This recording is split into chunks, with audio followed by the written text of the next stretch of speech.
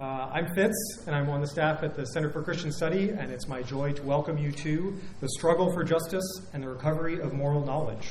I want to thank our partner, which is the Law Christian Fellowship, and our co-sponsor, which is the IJM chapter at UVA, the student IJM chapter. And I have one bit of business, which is we have 2 copies of Gary's book, The Good News About Injustice, that he has just signed, that we are giving away. We like giving things to students in addition to feeding you. And so we're giving those away, and if you would use the QR code that is on either up there or on this sheet, you will be registered to win one of those signed copies of Gary's first book. So that's our business. I'll ask one other thing before I invite Rick up to introduce Gary, which is, how many people have heard Jim Ryan's aspiration for the university to be great and good? People heard this? Much of the room, right? What we're talking about tonight is what it means for the university to care about the good. And I'm so glad to be at a university that does care about that and to be able to have these sorts of conversations. So, Rick, if you could come up and introduce our speaker. Good evening, everybody. I'm Rick Campanelli. I teach at the Batten School. I teach ethics and public policy at the Batten School, and I'm the director of graduate ministries of the Center for Christian Study. And tonight, I'm so happy to have the privilege of introducing Gary Haugen. Of course, you know Gary, the founder and CEO of the International Justice Mission. For over 25 years, IJM has worked to combat trafficking and slavery, violence against women and children, and abuse of police power. And as of today, it operates internationally in 16 countries, 31 field offices, and 1,500 employees worldwide. Through its work directly rescuing and bringing justice to the poor and vulnerable, and in strengthening the legal systems that are charged with doing justice, IJM has rescued and brought solace to millions of vulnerable people all around the world. Gary's bio, which you have there with you, is a short version. You have a short version of it. Touches on his work at the Department of Justice, as director of the UN Rwanda genocide investigation, and then the wonderful work founding and then leading IJM. There's much more that I'd love to tell you, but I know Gary would just like me to get on with it. I would like to tell you about Gary's path to founding IJM because I think it offers insight into why this topic tonight, the recovery of moral knowledge and its essential link to the struggle for justice, is important to him and it's important to us. That path starts when Gary was only a few years older than many of the students in this room. Before starting IJM, Gary had a coveted job as a lawyer with the Department of Justice, a job lots of people would love to have and to be secure in. At the time, Gary and his wife Jan, who's here with us tonight, were a young couple with a pair of twins and another child, all under 3 years old. Even so, arising from out of his human rights work, he formed the idea. You could call it a calling, and I think we all saw it as a calling, to start an organization that would use legal advocacy to rescue the most vulnerable people in the world from injustice. Of course, he wasn't thinking on the scale of today's IJM. In fact, he felt that if the organization could relieve the terrible suffering of just 2 or 3 people, it would be worth it. Why would it be worth it? For the sake of so few. The answer, I think, has to do with our topic tonight. Gary was convinced, even compelled, by a particular moral premise. The idea that we are all made in the image of God, and that injustice and violence and abuse all are contrary to what God intends for all of us. That moral premise led to the founding of IJM. It gave Gary and Jan the courage to take a big risk and quit his job at Justice and start this new organization. That moral premise and the faith that gave rise to it gave him hope, which has sustained him, and which sustains IJM in continuing the hard work of doing justice. Without being grounded in that moral premise, it is unlikely that IJM would be here, or that the quest for justice, its quest for justice, would have been sustained.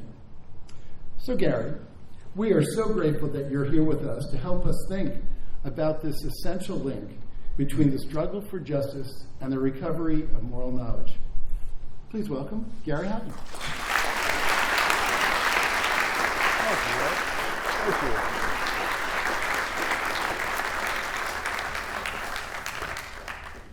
Well, good afternoon, everybody. Can you hear me okay in the back there? So, maybe, am I actually, that would be good. No, look at that. There we go.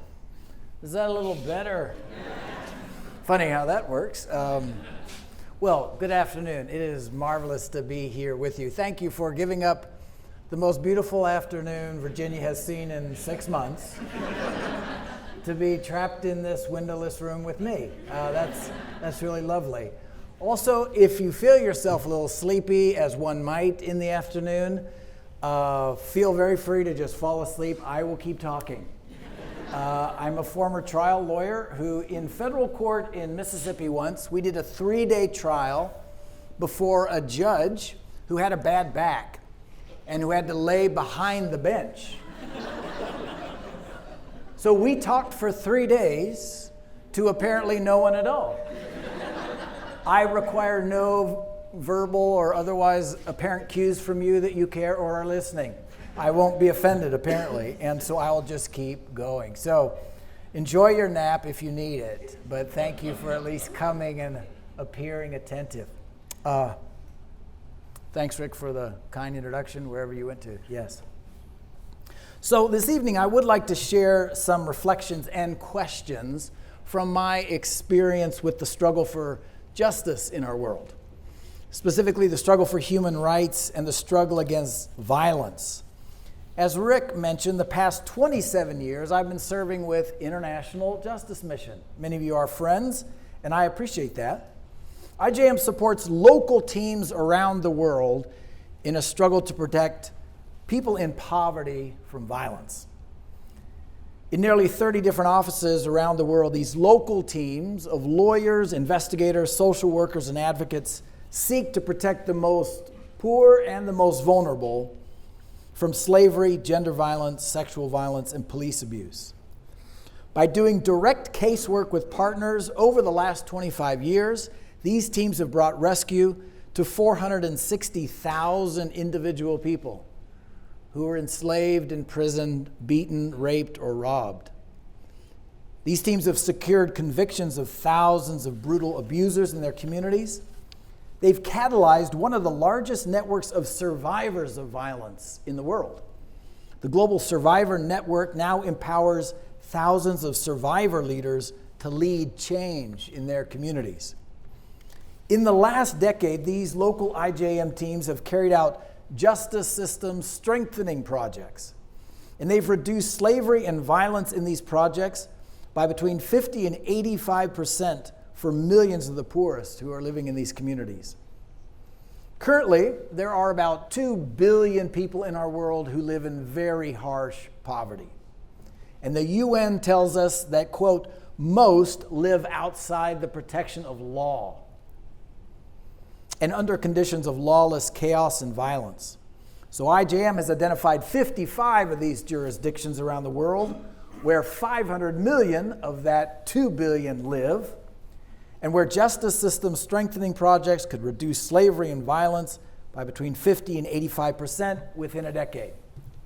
This is the audacious dream of IJM's local teams around the world, and they put their lives on the line in a fierce struggle to provide a future of justice and dignity for their communities and for their nations. So when you draw close to this struggle in the world's poorest communities, what emerges for me most powerfully are the uncommon choices that very common people make to take on these fights. Ordinary people make very extraordinary choices of courage, of compassion, of sacrifice, and hope. And not just for a moment, but for prolonged journeys of justice. Where does that human capacity come from? And how are these kinds of humans formed? And is the contemporary university a place where such people are formed, not by random happenstance, but by the regular accomplishment of the university's explicit educational mission. In other words, does the contemporary university, does the University of Virginia, play a powerful role in helping students and citizens make virtuous choices in the larger struggle for justice and human rights in the world? Does it aspire to do this? If it does, and this is my conviction I want to share tonight, it must recover the pursuit of moral knowledge. This is the conviction I'd like to share with you, that if UVA or any contemporary university aspires to be useful in helping students and citizens make good choices in the struggle for justice in the world, it must recover the pursuit of moral knowledge. Now let me try and unpack this conviction with some care. First, I want to just concede that nothing about my assertion will be the least bit interesting to those who don't think the university should help students and citizens make good choices in the struggle for justice in the world, because they don't believe human beings actually make choices about such things, or they don't believe that there is any knowable difference between bad choices and good choices, or they don't believe that human choices actually matter. There simply is not the occasion here to address these objections meaningfully. And in any case, while I have heard such things sound clever in a graduate school seminar, I have never heard them sound clever or even remotely interesting while standing in a mass grave, or at a memorial at Auschwitz, or in a trauma ward for victims of torture or sexual assault. I'm going to assume that most of us would want UVA and the other great universities of our era to help students and citizens make good choices in the struggle for justice in the world. And with that shared aspiration, I want to assert that to do that, the university must recover the pursuit of moral knowledge. Well, what exactly then is moral knowledge? Moral knowledge is an aspect of our understanding of reality, an aspect of our fundamental ontology. Everyone has a working ontology, that is, a working understanding of what's real. Having a view of reality is unavoidable. Whenever we act in reference to a view of reality. One cannot opt out of having a view of reality. One can only try to have an understanding of reality that actually accords with what is real. One may wish to not take a position on reality, but that can be accommodated only if one never wants to do anything. As soon as one wants to do something, one must act on the basis of one's view of what is real. This can be one of the challenges of academic life. In certain disciplines, especially in the humanities, there can be renderings and approaches to ideas and discourse that seem not to need to interact with reality, because one isn't asked to actually act upon the assertions that are made. This can lead over time to the discrediting or marginalization of these abstract intellectual endeavors as a source of true knowledge. That is, as an understanding of what actually helps humans interact with reality. As a consequence, other disciplines are elevated over time as the source of true knowledge. The sciences and the applied sciences, for example, because, why? They are required generally to be tested against reality, and therefore seem to produce actual knowledge. But in a world of very real violence, brutal injustice, and vicious oppression, where literally millions every day are murdered, enslaved, imprisoned, beaten, raped, and robbed, the material and applied sciences provide precious little knowledge in helping humans know what they should do, or how to become the kind of people who would actually do what they determine they should do. This is a problem because the struggle for justice requires that humans act. The tyrants, the torturers, the rapists, the genocideers, the plunderers, they act in our world. And they, and those they are brutalizing, await to see how the rest of the humans will act. So, is the contemporary university, is the University of Virginia helpful in providing humans with knowledge about how to act in a world of violence, injustice, and oppression?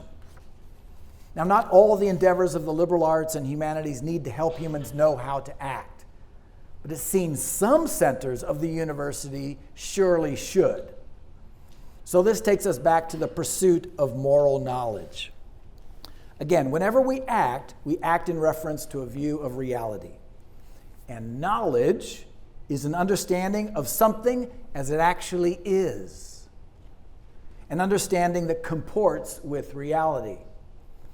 And whether one's view of the world accords with reality is really, really important, because sooner or later, reality wins. This is one of the ways that humans come to knowledge, by seeing how various views test out over time against reality. Reality could be defined then as what one runs into when they are wrong. The very best illustration of this for me has always been the sliding glass door. You may think that the door is open because it seems to be open, or because you want it to be open, or because you assume it to be open, or because others have told you that it is open. But if the door is actually in reality closed, reality is going to win. Now, I thought I'd drive home the point with the indispensable teaching tool of our era, the YouTube video. One that shows what it looks like when the reality of a closed door wins. But this would be childish. Then again, we are visual learners. So here we go.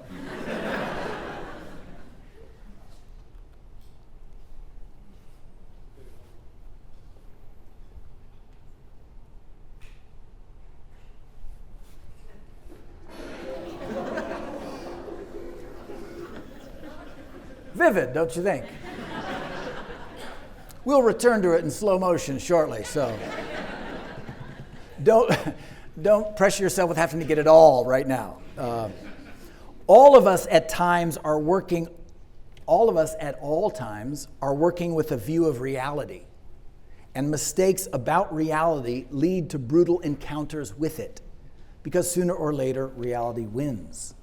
Illusions are mistakes about reality, and they are a disastrous basis for acting, a disastrous basis for making decisions about actions. On the other hand, if one has knowledge about reality, for instance, the knowledge that the sliding glass door is closed, then one can pursue successful and confident interactions with reality.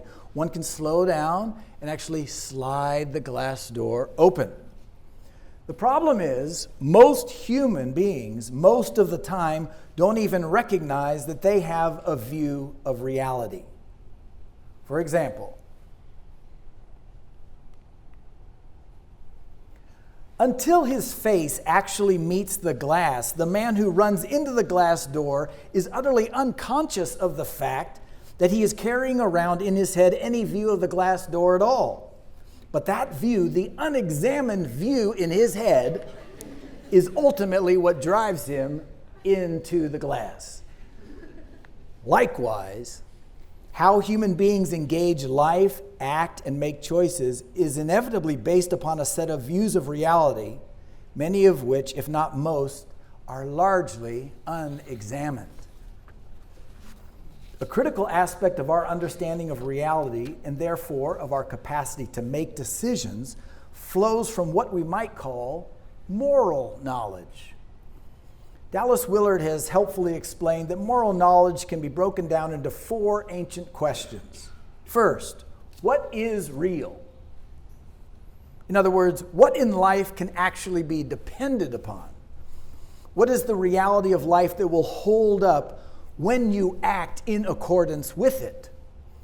And what, by contrast, is illusion or delusion, and ultimately empty, disappointing, and will not hold up? That's question number 1. What is real? Secondly, what is the good life? What is the life worth pursuing? and worth aspiring to? Third, who is a good person? Who is worthy of moral approval? And fourth, how do you become a good person? In many ways, these are the most fundamental questions of life. In fact, all human beings do carry around working answers to these questions so they can actually make their way through their actual days. But most of the working answers are largely unexamined, borrowed without much thinking, and chronically inconsistent and incomplete. For instance, what is real? What can ultimately be depended upon? Is it only the physical, material, chemical, visible dimensions of life that are real? Or is love real? Is justice real?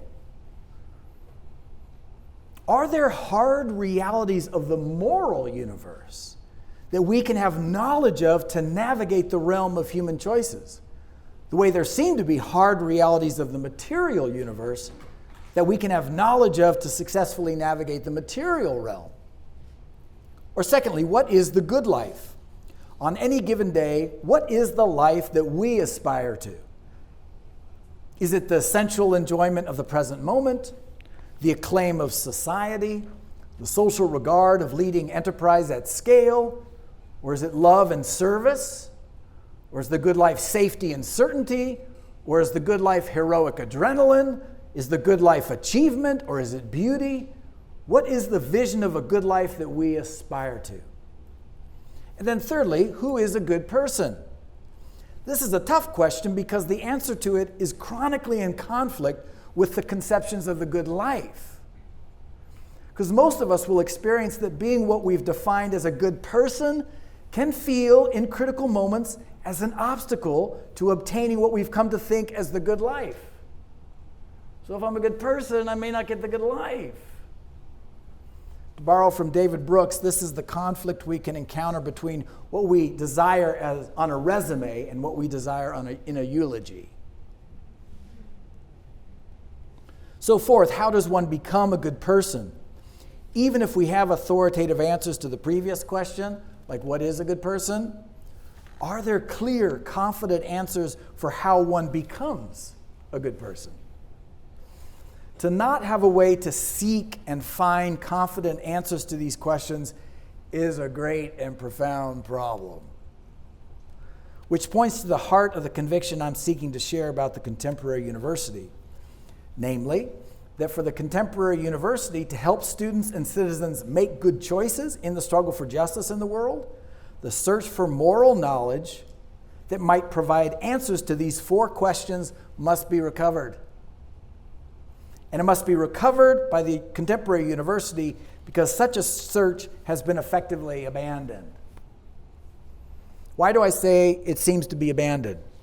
Because I don't think it is too difficult to observe that the prevailing intellectual fashion asserts, by sheer vigor of assertion, that these fields of inquiry about the reality, the good life, the good person, and how to become one are not proper fields of knowledge. In this view, these moral questions can be fields that people can have feelings about, people can speculate about, and around which traditions can be identified. But these are not fields in which authoritative answers can be found, answers that can be taught, that can direct action or can establish duties.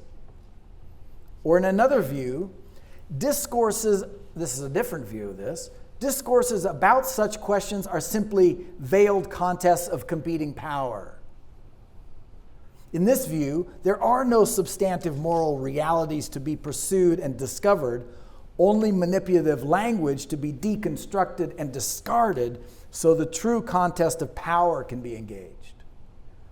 In either of these views, inquiries about reality, the good life, the good person, and how to become one are not proper fields of knowledge, and thus not the credible subject of inquiry at a university dedicated to real knowledge. To understand what has happened, it seems we need to clarify about what we mean by knowledge. And here again, I recommend some clear thinking from Dallas Willard.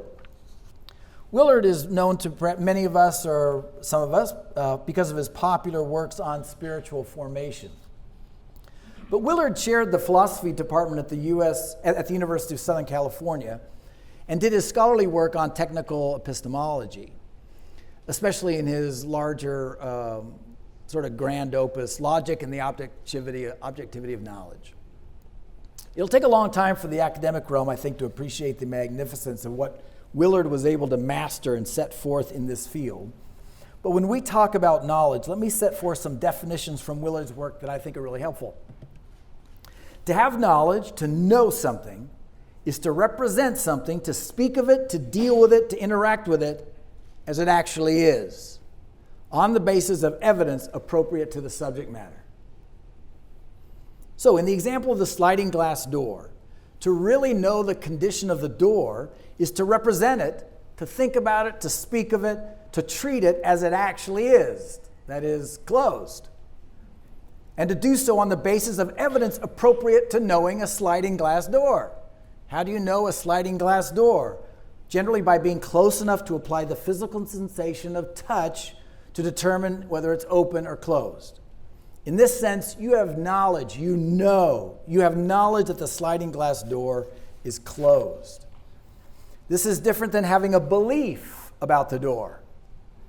Belief is an understanding that is manifested by the willingness to act as if it were true. You believe something when you act as if it's true. Of course, your belief can be wrong, but belief is the understanding that leads you to act the way that you do. We always live up to our beliefs, by the way, because you're continually manifesting what you believe by the way in which you act, because belief is defined by what it is that you are willing to act upon. So the man in the video believes the glass door is open.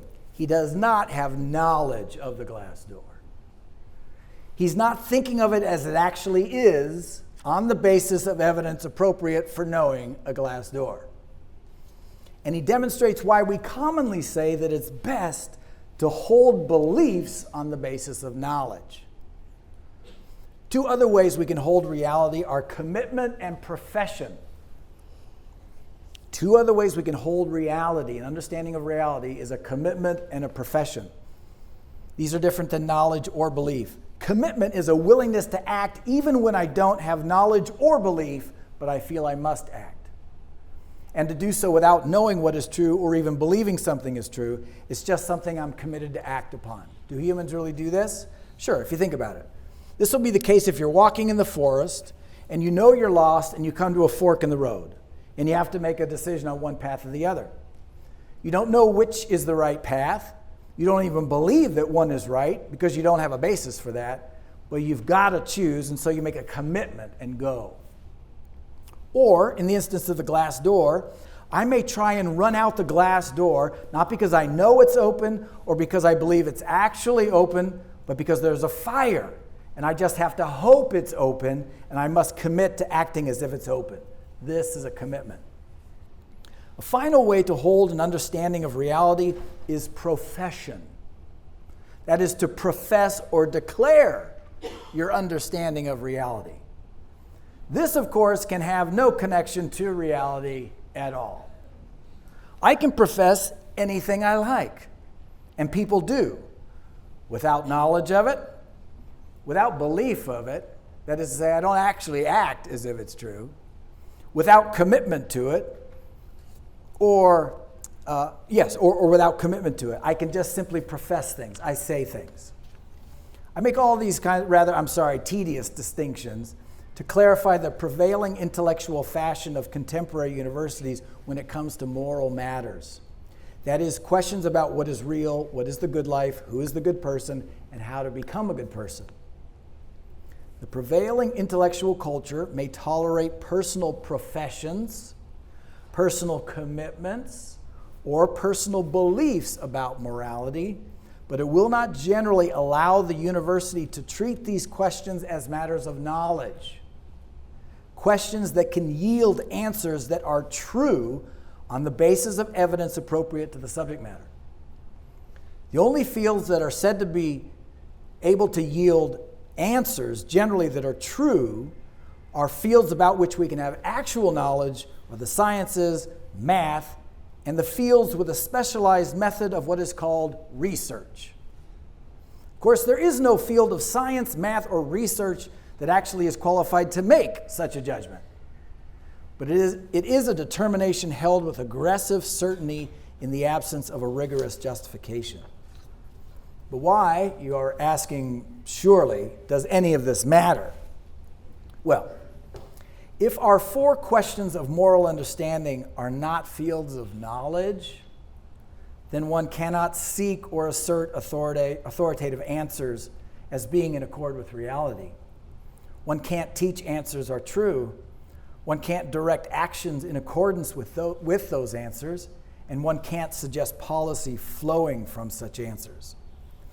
If, for example, in the situation of the man heading toward a closed glass door, we were told there is no way to really know whether a glass door was open or not, we would not have the confident basis for suggesting that we should engage that inquiry together with rigorous intent. But again, why does any of this matter? Well, if it turns out to be true that there really is something called moral knowledge, then it objectively exists and is knowable. Let's say that there are accurate understandings of moral reality. Let's say there actually are answers about what is real in life, what the good life is, who is a good person, and how one becomes a good person. And if that were the reality, in such a reality, let's say there are answers to those questions that accord more with reality than other answers that are illusions or mistakes about reality, then sooner or later, reality is going to win. And students and citizens will have received no help from the contemporary university being taught that knowledge, or directing action or developing policy in accordance with these answers. Needless to say, any such answers, that is, any answers coming from moral knowledge, will have the authority and confidence of knowledge only after they've been found to be in accord with reality on the basis of appropriate evidence for the field of moral inquiry. That is, on the basis of rigorous argumentation, examination, experimentation, experience, study of authorities, and of competing views, just like any other field of knowledge. But to rule out such a search in advance without logical justification or evidentiary findings for doing so is intellectually impoverished. And in the struggle of life I care about most, the struggle against violence and massive human rights atrocities, the abandonment of the search for moral knowledge is devastating. In my experience, the capacity to engage the fight against violence and against the most aggressive injustices requires 5 human qualities that flow indispensably from moral knowledge.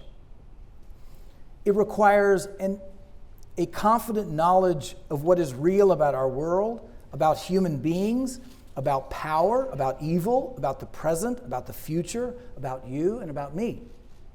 And here are the 5 human qualities I think are necessary to a sustained and effective engagement with violent injustice in the world. The first might be the most obvious, and that is the need for moral clarity. One must actually know and determine and discern right from wrong. Why is this so important? Because violent injustice is so confusing. As Alexander Solzhenitsyn wrote so powerfully in his 1970 Nobel Prize lecture, those who use violence must always wrap it in lies and deception. Moral clarity is important because people are afraid of violence and want to make excuses of complexity for doing nothing about it. And the capacity for moral clarity is important because many situations are authentically complicated. But there's nothing new about this. Nazis were confusing to sophisticated contemporary Germans. Apartheid in South Africa was confusing. Slavery was confusing. To contemporaries, violence is always confusing, but there's nothing new about this. What seems to be new in this era is the utterly schizophrenic manifestation of 2 dominant, contradictory, and simultaneously agitating and polarizing points of view. The one dominant point of view is that moral clarity is impossible to obtain and dangerous to seek. Professors paralyze earnest sophomores with clever and insoluble ethical hypotheticals that prove there is no right or wrong. Seminars lay bare history's horror stories of dominant class oppression that are absolutely true, but not necessarily relevant to the concrete choices about the particular matters at hand. Scholars in the latest sophisticated fashion of the day mockingly deconstruct earnest efforts to do anything good in the world as naive, simplistic, and self-serving. So that's one.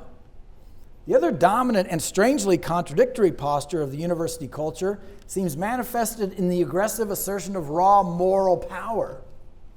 That is to say, an assertion of moral forcefulness that seems to find the careful, open, and considered pursuit of moral knowledge intolerable.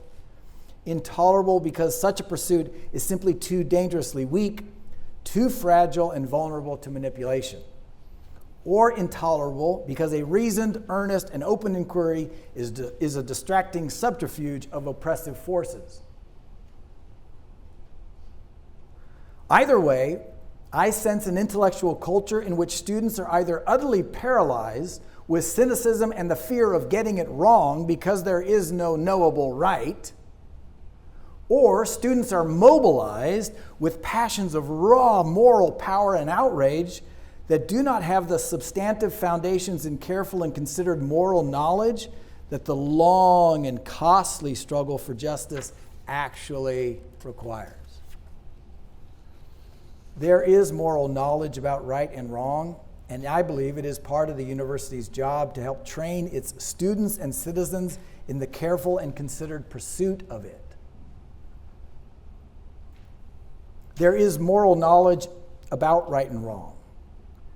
Some people in the 19th century had moral knowledge about slavery, and some did not. Some people in the 1930s had moral knowledge about Nazis, and some did not. Some had moral knowledge about apartheid in South Africa, and some did not. There is also, of course, something we rightly would call moral arrogance, moral ignorance, moral hypocrisy, and authentic moral knowledge will help us avoid those things as well. But in every era of history, we can look back and see there were humans who found the right thing and acted on it. And what seems confusing in hindsight is why everyone else was confused. This is moral knowledge.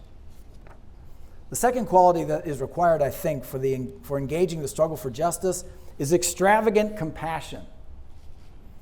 Moral knowledge is needed to provide a basis for a person to extend compassion to suffering people who are literally or experientially far away, unfamiliar, and unlike us.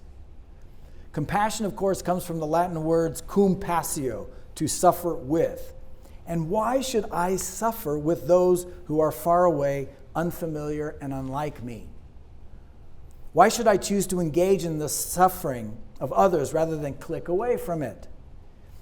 In my painful personal experience, the Rwandan genocide was a dramatic example of a people who were not extended compassion simply because they were far away, unfamiliar, and unlike us, and represented no discernible national interest for us as a country. The Rwandan genocide saw the slaughter of about 100,000 people a week for 8 weeks. The horror taking place in the conflict in Israel and Gaza over these last 6 months has seen the horrific death of over 30,000 people. Can you imagine the Rwandan genocide in which that happens every 2.5 days or so for a week? And that's just week 1. Then we roll it out again for week 2. And we roll it out for week 3. And we're not even halfway through. Week 4, week 5. And all of it transpires without triggering any sense that they are like we. The prevailing inertia of the dominant culture will invite us into the world of me and mine, of self-absorption and the shriveled heart. Because, of course, we are pain averse, and it hurts to feel and sense the pain of others. So what authoritative moral knowledge will rescue us from that? The third quality needed, I think, is sacrificial courage. The struggle for justice requires a basis in moral knowledge for sacrificial courage. Why? Because violence is ugly, it's scary, and it will come after you if you seek to oppose it.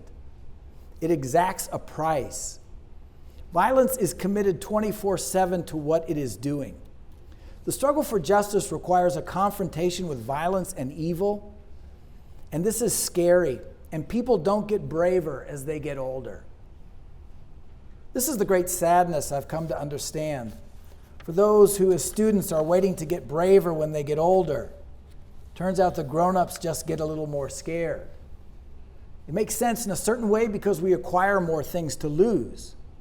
So what moral knowledge will rescue us from that? Perhaps the most stunning and powerful thing I experienced in human beings is to see one liberated from fear. And that's what I saw in church leaders in South Africa during the apartheid era. They acted as if the things that Jesus taught were actually true.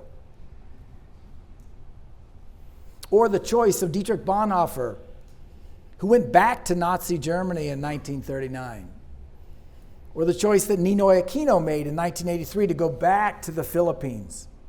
He said, quote, "It is the highest privilege, my last act of freedom, to choose to die at the dictator's hands, before the eyes of all people in humanity, rather than on my knees at the feet of a tyrant."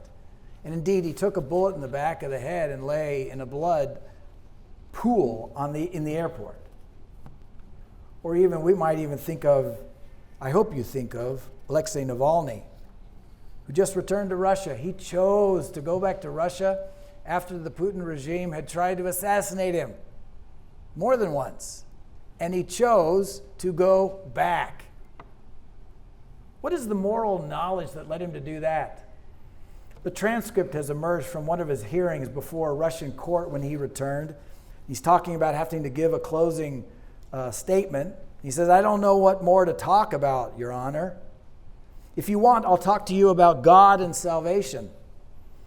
I'll turn up the volume of the heartbreak to the maximum, so to speak. The fact is that I am a Christian, which usually rather sets me up as an example for constant ridicule in the Anti-Corruption Foundation, because mostly our people are atheists, and I once was quite a militant atheist myself. But now I am a believer, and that helps me a lot in my activities. Because everything becomes much, much easier. I think about things less. There are fewer dilemmas in my life, because there is a book in which, in general, it is more or less clearly written what action to take in every situation. It's not always easy to follow this book, of course, but I'm actually trying. This is moral knowledge. What moral knowledge allows a man to make such a choice? Or Martin Luther King Jr., of course, on the night before he's murdered, he says, "I'm not worried about anything. I'm not fearing any man. Mine eyes have seen the glory of the coming of the Lord."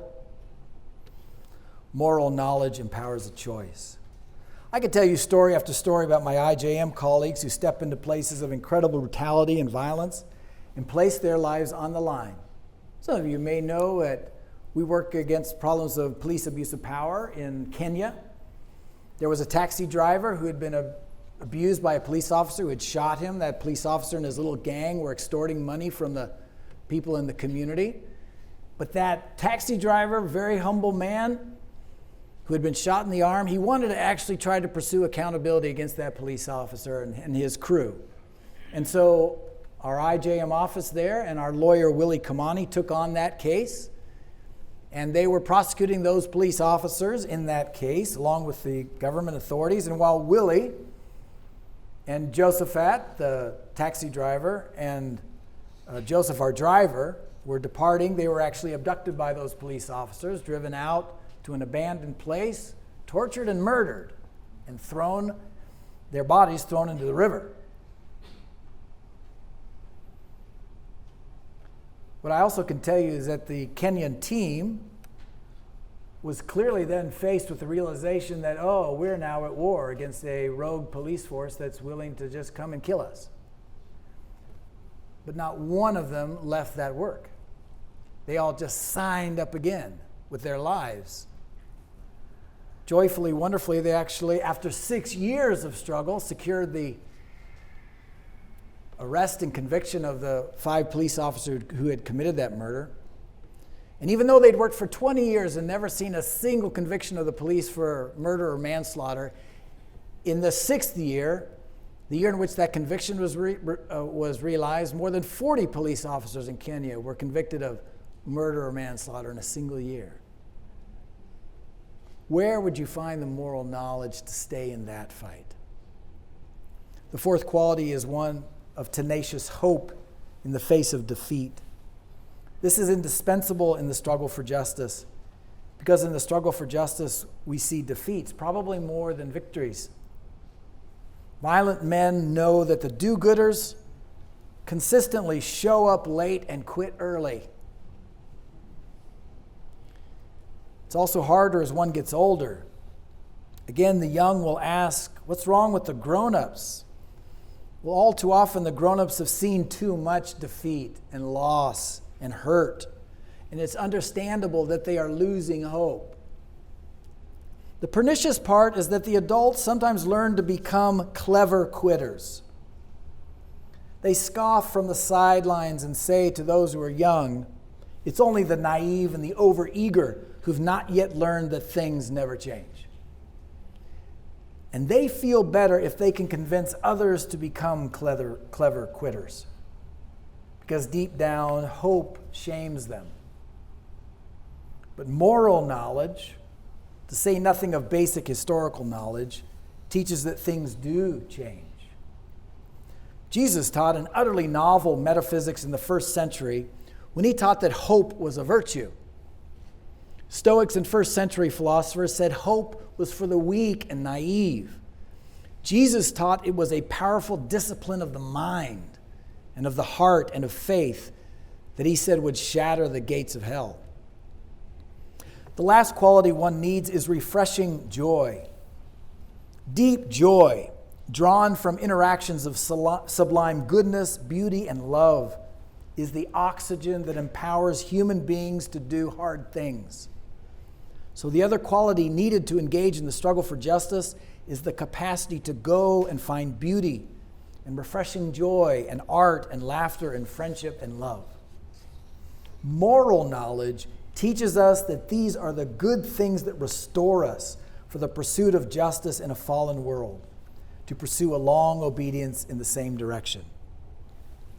See, for me, these are just examples of why the university must recover the hard pursuit of moral knowledge if it wants to help students and citizens make good choices in the struggle for justice.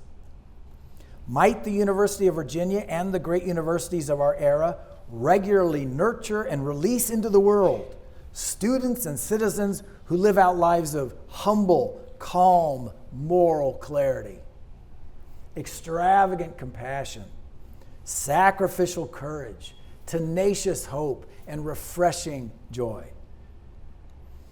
Ours is an era of unprecedented anxiety and life-destroying sadness. And in such an era, the world is yearning to see a moral knowledge lived out in an inexplicable freedom from fear and an incandescent, life-giving joy. Will the contemporary university provide the rigorous workshop in which such moral knowledge is pursued and such humans are forged? Or shrink its role to only address the questions that matter least in forming humans who act with justice, mercy, and moral wisdom in a world aching with violence and injustice? I'm betting on a generation that will demand more. Thank you all very much.